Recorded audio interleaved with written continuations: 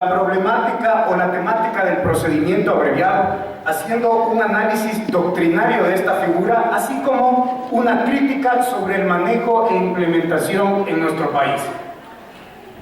El procedimiento abreviado se caracteriza justamente porque nace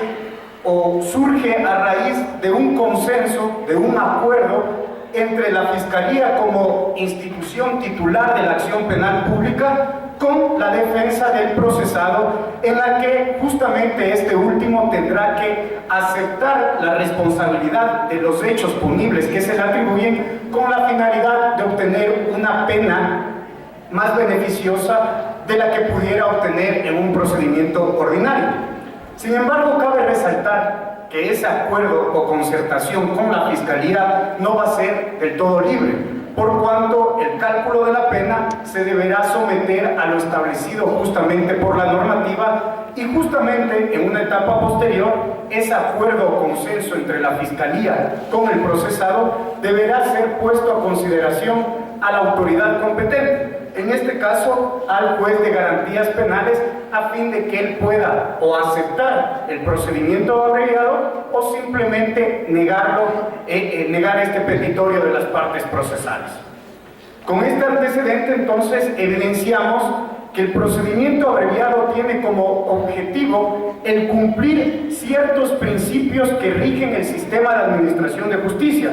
llámese eficiencia, eficacia, concentración, simplificación o economía procesal. Es decir, mediante el cumplimiento de aquellos principios, lo que se busca es dar una respuesta mucho más ágil y razonable posible, y por esta razón la normativa ha creado este procedimiento y le ha dado un marco regulatorio propio a este tipo de procedimiento especial. Siguiente, por favor. Ahora bien, el artículo 635 del Código Orgánico Integral Penal establece cuáles son las reglas que rigen este procedimiento especial, el procedimiento abreviado, entre las cuales se encuentran, primero, obviamente que deben ser susceptibles de este procedimiento abreviado todos los delitos cuyas penas no excedan los 10 años de privación de libertad. Como segundo, que la propuesta realizada por el fiscal al juez de garantías penales se lo tiene que hacer desde la audiencia de formulación de cargos, donde efectivamente comienza el proceso penal, hasta la audiencia de evaluación y preparatoria de juicio. Tercero, tiene que haber de parte del procesado la aceptación explícita de que se va a acoger a este procedimiento y que justamente está admitiendo los hechos punibles que se le atribuyen a este procesado. Como cuarto, la defensa del procesado, sea público o privada, deberá acreditar justamente que su cliente ha dado o ha aceptado libremente la realización de este procedimiento, con lo cual se busca evitar que alguna garantía o derecho fundamental se le vulnere, al menos en su aspecto formal. Quinto, la existencia de varios procesados no impide la realización del procedimiento abreviado para uno de ellos o para todos los procesados. Y finalmente, como última regla que establece el Código Orgánico Integral Penal, es de que la pena efectivamente a aplicarse no deberá ser superior o más grave de la propuesta por el fiscal. Ahora bien, la primera pregunta o el primer cuestionamiento que nos tenemos que realizar es si efectivamente el procedimiento abreviado es un derecho de la persona procesada o no. Y para esto cabe resaltar que existe una gran confusión en nuestra realidad procesal, puesto que la respuesta ante esta problemática es un contundente no. El procedimiento abreviado no es ningún derecho de la persona procesada, ni es obligación del sistema de administración de justicia admitir el procedimiento abreviado. El procedimiento abreviado es una facultad privativa entre las partes procesales, llámese fiscalía o llámese defensa del procesado. Es decir, si alguna de las dos partes, como cualquier acuerdo privado, no le conviene realizar el mismo, simplemente no se lo realiza y se seguirá con el trámite ordinario en la causa. Es decir, Fiscalía debería hacer un análisis con la finalidad de que, de conformidad a a los presupuestos de la política criminal del Estado, escoger qué clase de delitos va a acogerse o puede acogerse al procedimiento abreviado y en cuáles la Fiscalía aceptará que se podrá negociar la pena. No debería entonces poderse negociar en aquellos delitos que la Fiscalía considere graves y que la sociedad espera una respuesta eficaz en la lucha contra esos delitos. En este caso, cumpliéndose lo que también determina el Código Orgánico Integral Penal como uno de los fines de la pena, que es la prevención general. El siguiente cuestionamiento que nos tenemos que hacer es ¿por qué debe ser propuesto el procedimiento abreviado hasta antes de la etapa de juzgamiento? Y aquí existía un primer problema entre fiscales y juzgadores, puesto que en el artículo 221, numeral segundo del Código Orgánico de la Función Judicial, se establecía que los tribunales de garantías penales son los competentes para conocer y resolver los petitorios sobre el procedimiento abreviado, lo cual obviamente se contraponía con lo establecido en el Código Orgánico Integral Penal. No quiero entrar en esa discusión de qué normativa debía aplicarse, puesto que todos conocemos que el Código Orgánico Integral Penal fue una norma posterior y es la norma especializada en materia penal. Sin embargo, esta contradicción entre las normativas generaba duda y en ciertos casos una indebida aplicación de la figura del procedimiento abreviado. Sin embargo, es lógico que el procedimiento abreviado se debe sustanciar hasta antes de la etapa de juzgamiento, por cuanto, si es aceptado el procedimiento abreviado, necesariamente se debe emitir una sentencia condenatoria cuya pena no puede ser más grave de la propuesta por la Fiscalía, con lo cual se elimina esa contradicción entre las dos partes procesales que se debería resolver en una audiencia de juicio. Obviamente van a ver en una audiencia de juicio hay dos teorías del caso que se contraponen y habrá una actividad probatoria tanto para la prueba de cargo como una actividad probatoria para la prueba de descargo, en donde el juez deberá resolver sobre el choque entre estas dos posiciones. No habiendo esa contradicción en el procedimiento abreviado, por lo tanto es congruente que el Código Orgánico Integral Penal haya establecido de que el procedimiento abreviado se lo deba solicitar por parte de la Fiscalía desde la audiencia de formulación de cargos, donde inicia el proceso penal, donde inicia el juicio penal, hasta la audiencia evaluatoria y preparatoria de juicio. ¿Qué es lo que efectivamente se busca con el procedimiento abreviado? Que el sistema de administración de justicia pueda dar, en procura de la tutela judicial efectiva, pueda dar una respuesta mucho más ágil, pronta, eficaz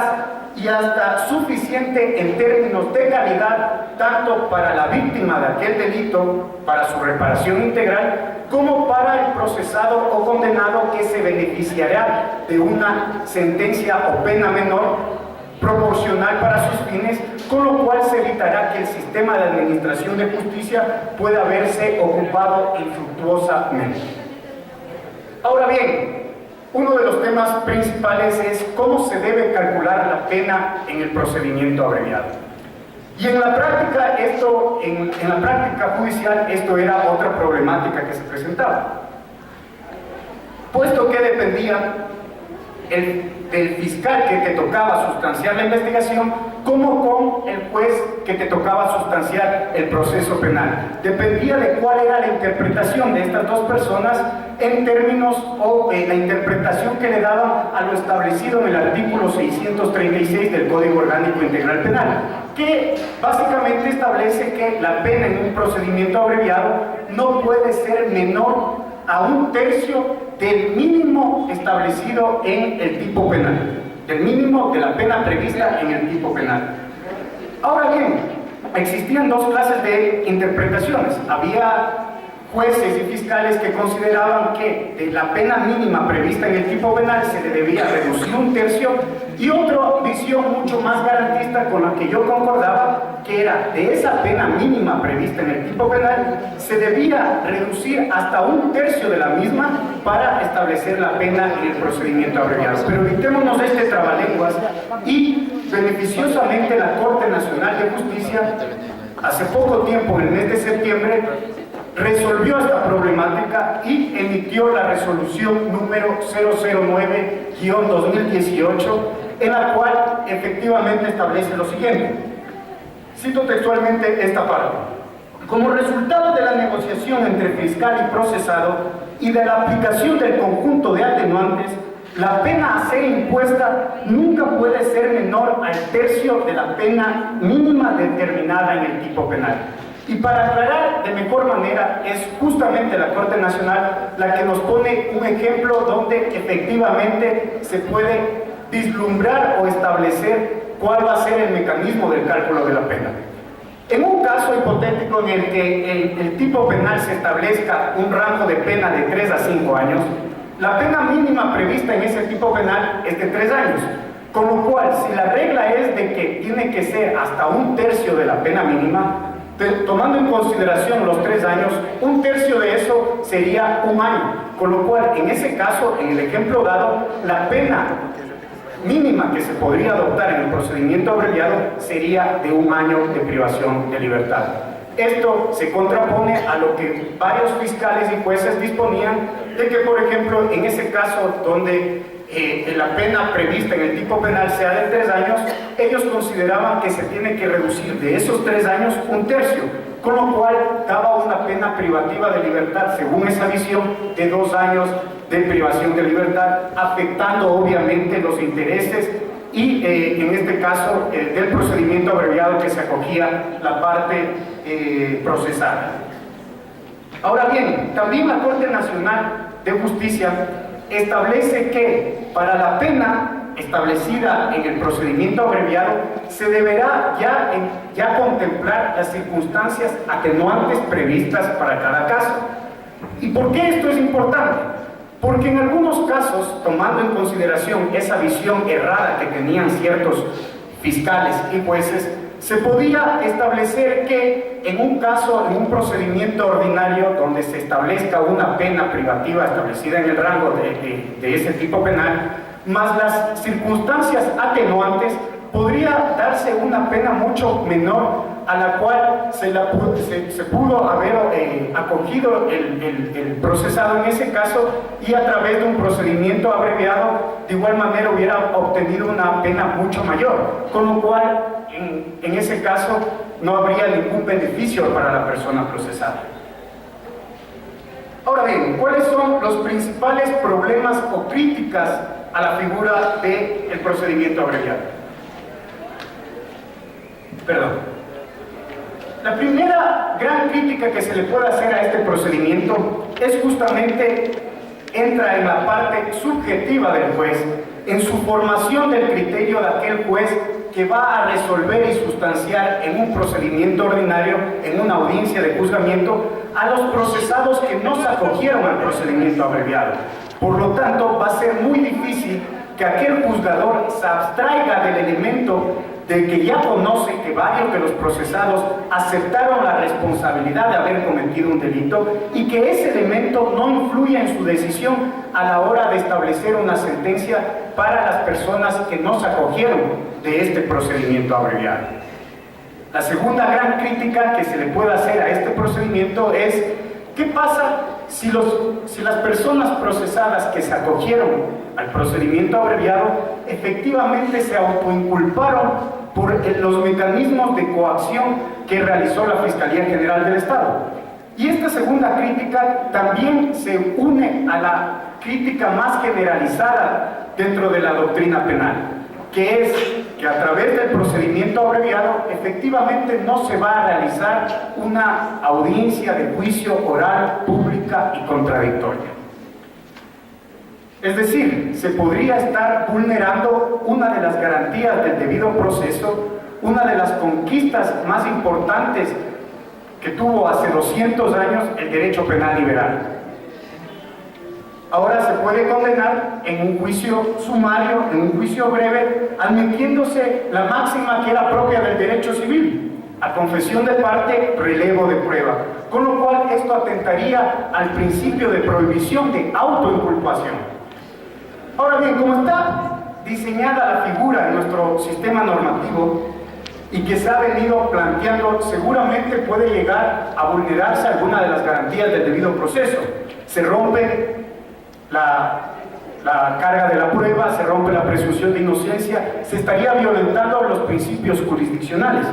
¿Qué le toca al juez de garantías penales según nuestra normativa? Simplemente revisar que efectivamente el delito tenga una pena inferior a los 10 años y que la persona procesada haya admitido en la realización de haya consentido libremente en la realización de este procedimiento especial y de que haya conocido previamente cuáles son los efectos jurídicos de este procedimiento especial.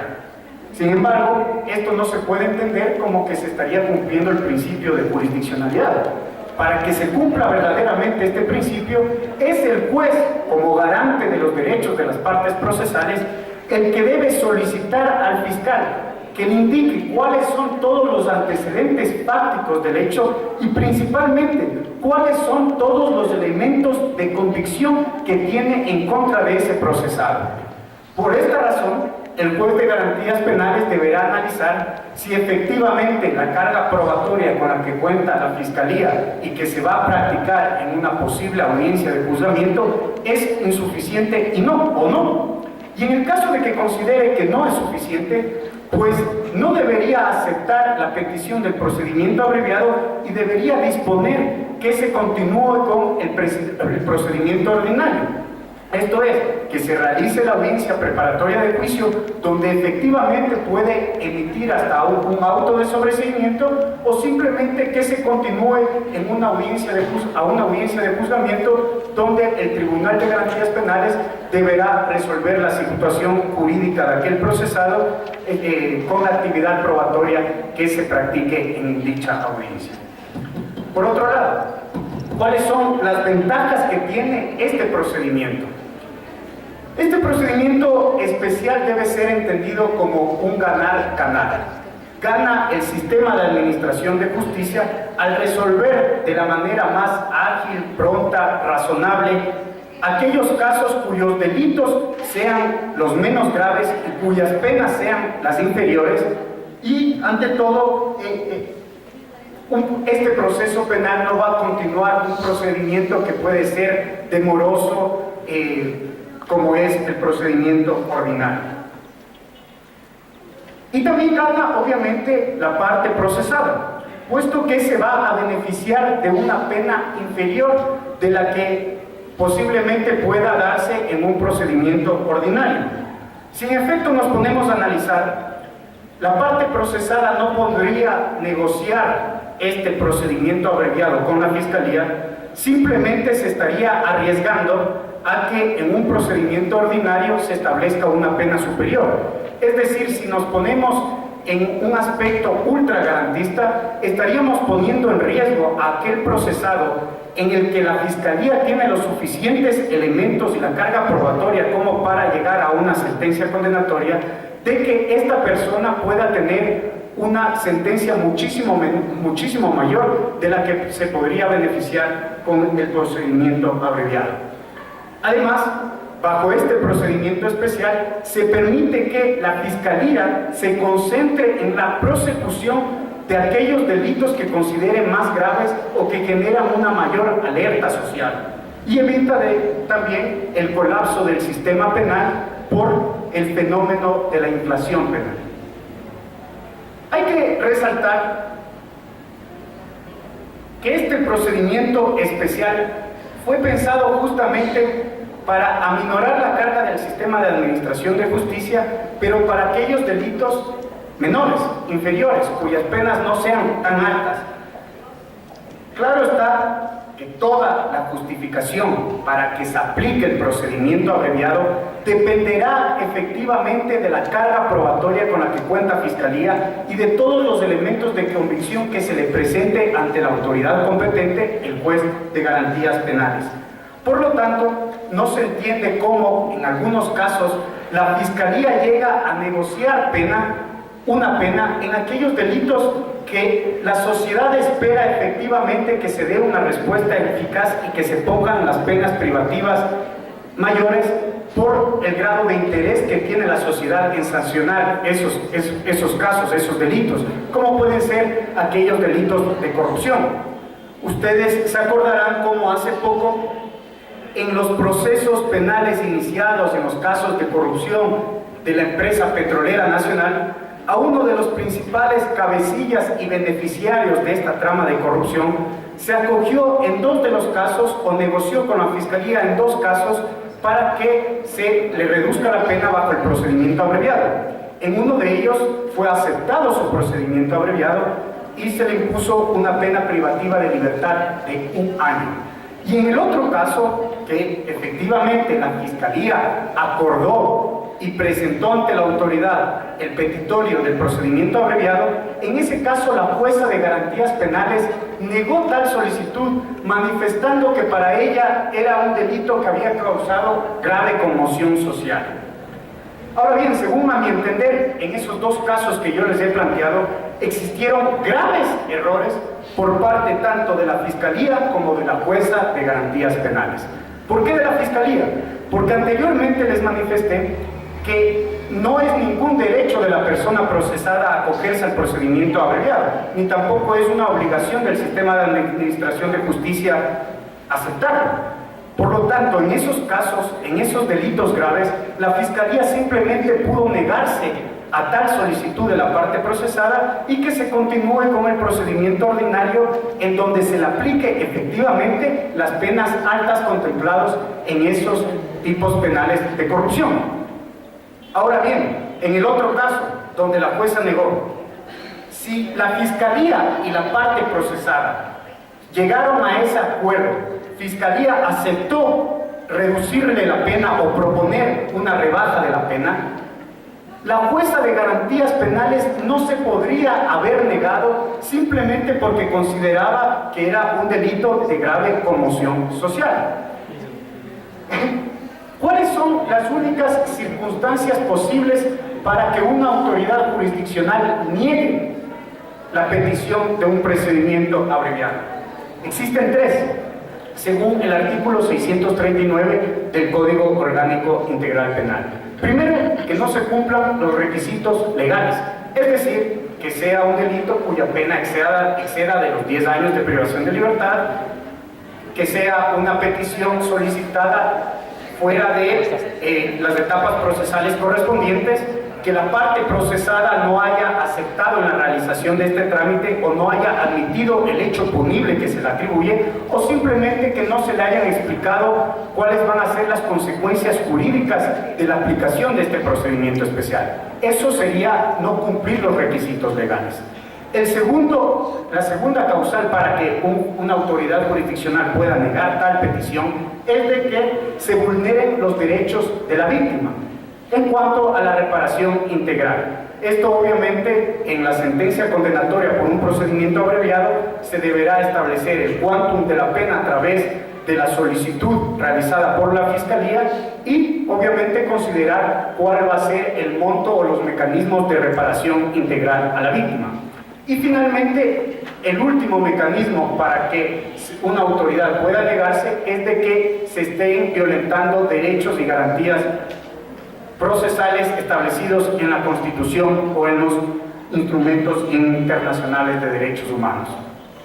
Para finalizar mi posición sobre este procedimiento, es de que, a mi parecer, el procedimiento abreviado puede ser una gran alternativa, tanto para el sistema de administración de justicia como para la defensa del procesado, cuando existan verdaderamente suficientes elementos de convicción que hayan sido presentados por parte de la Fiscalía. Por eso es importantísima la actuación tanto del fiscal, una actuación responsable en la investigación y que se le presenten los suficientes elementos de convicción en la defensa del procesado para, obviamente, sugerirle a su cliente la aceptación o no de este procedimiento, o finalmente buscar en una audiencia de juicio una rebaja en la pena o simplemente que se ratifique el estado de inocencia. Y por último y principalmente, la actuación de quien se autodenomina como garante de los derechos de las partes procesales, en este caso el juez de garantías penales. Caso contrario, este procedimiento especial será una actualización, una modernización de aquellos mecanismos que el sistema inquisitivo imponía hace 200 años para obtener una sentencia condenatoria. Finalmente les agradezco su atención y su presencia aquí. Buenas noches y muchas gracias.